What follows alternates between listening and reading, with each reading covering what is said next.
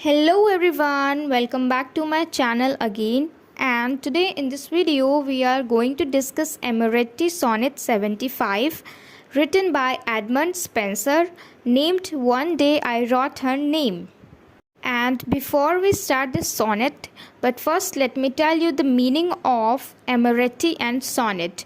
Emeretti means little love यानी थोड़ा सा प्यार, and sonnet means song.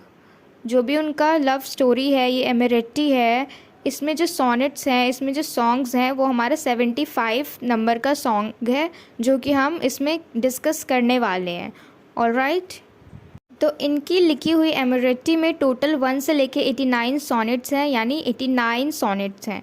और एडमंड स्पेंसर के फादर जो थे वो एक क्लॉक मेकर थे, और इनकी पढ़ाई इनिशियली एजुकेशन जो थी वो लंदन में ही हुई थी, और इनका जन्म लंदन में हुआ था अराउंड द ईयर 1552 और 1553.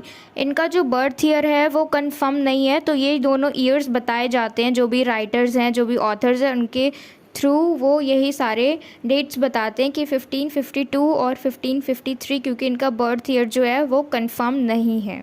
And he was died in 15th January 1599 and his Amoretti was published in 1595.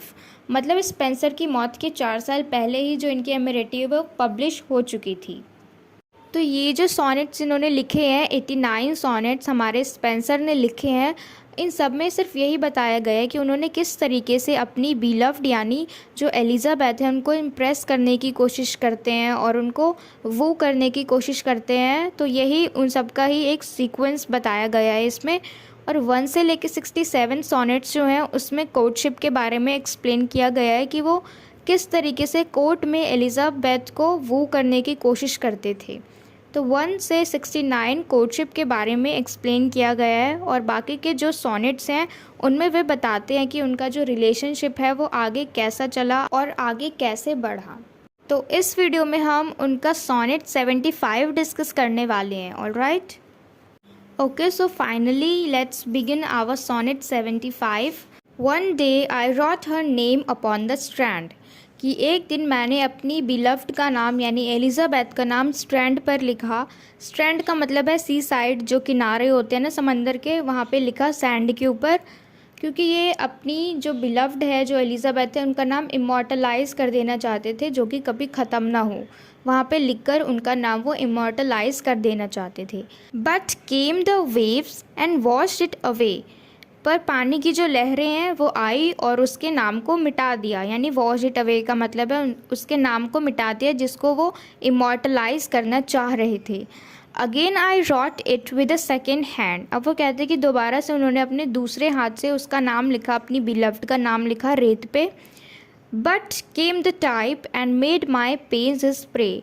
पर दोबारा से जो टाइप है यानी जो वेव्स हैं वो आई और जो मेरे दुख हैं, जो मेरे दर्द है, उसको अपना शिकार बना लिया.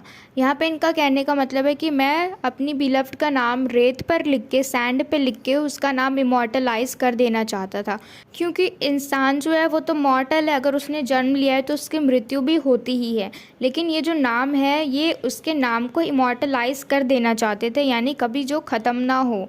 पर ये पॉसिबल नहीं है क्योंकि वो रेत पे लिख रहे थे, तो वहाँ पे जो भी पानी आएगी, पानी की लहरें आएंगी, वो तो आएंगी और उसके नाम को मिटा देंगी. तो अब ये कहते हैं कि इनका जो दुख है, इनका जो दर्द है, ये पानी की वेव्स उनको अपना शिकार बना रही हैं. Vain man said she that doesn't in vain assay a mortal thing so to immortalize for I myself shall like to this decay.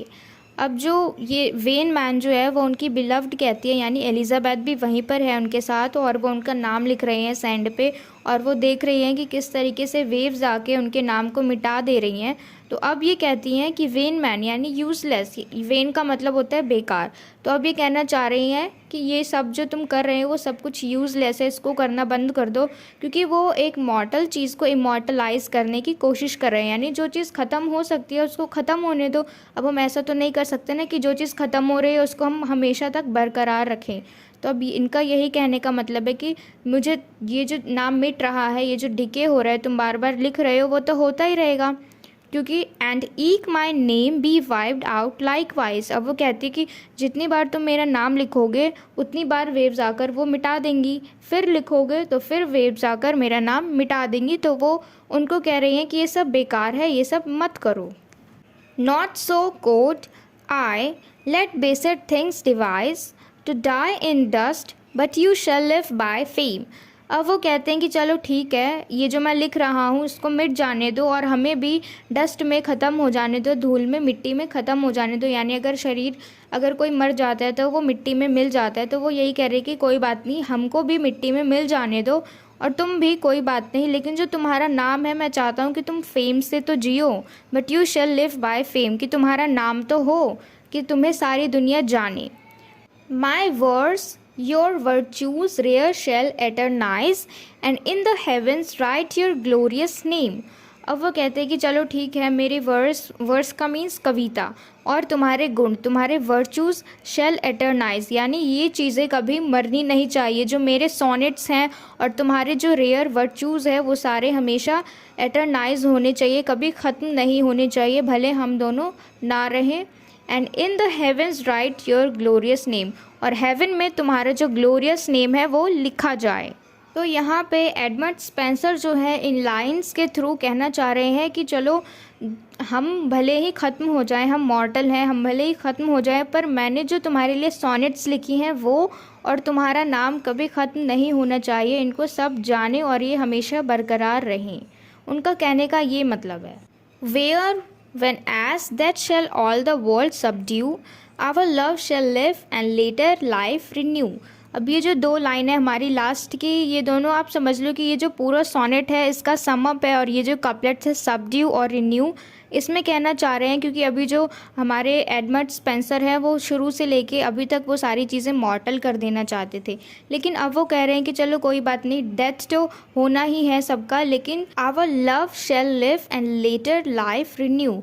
और वो कह रहे हैं कि चलो हम नहीं रहेंगे कोई बात नहीं, पर हमारा जो प्यार है वो ज़िंदा रहना चाहिए, एंड लेटर लाइफ रिन्यू। और जब भी कोई पढ़ेगा हमारे सोनेट्स को तो हमारा जो प्यार है, हमारे जो कही हुई कविताएं हैं वो दोबारा से नया हो जाएगा, यानी ये पुराना नहीं होगा, ख़त्म नहीं होगा। It means that can not distinguish love, it will live on. क्योंकि जब अगर डेथ हो जाती है तो प्यार ख़त्म नहीं होगा, पर जब वो उनका सोनेट, उनका लिखा गया सोनेट जो है वो कोई पढ़ेगा तो उनका प्यार जो है दोबारा से रिन्यू हो जाएगा, यानी जो उनका प्यार है वो चलता ही रहेगा, कभी भी ख़त्म नहीं होगा। तो इस सोनेट में जो हमारे एडमंड स्पेंसर है वो अपने प्यार को, अपने लव को एक्सप्रेस करते हैं, अपनी जो बिलव्ड है एलिज़ाबेथ उनको बताते हैं, उनको दिखाते हैं कि वो कितना ज़्यादा प्यार करते हैं उनसे। तो ये जो हमारा एमेरेटी सोनेट 75 है ये यहाँ पे ओवर हो जाता है, और मैं उम्मीद करती हूँ कि आपको ये अच्छे से समझ में आ गया हो। And till we meet in the next video, keep learning.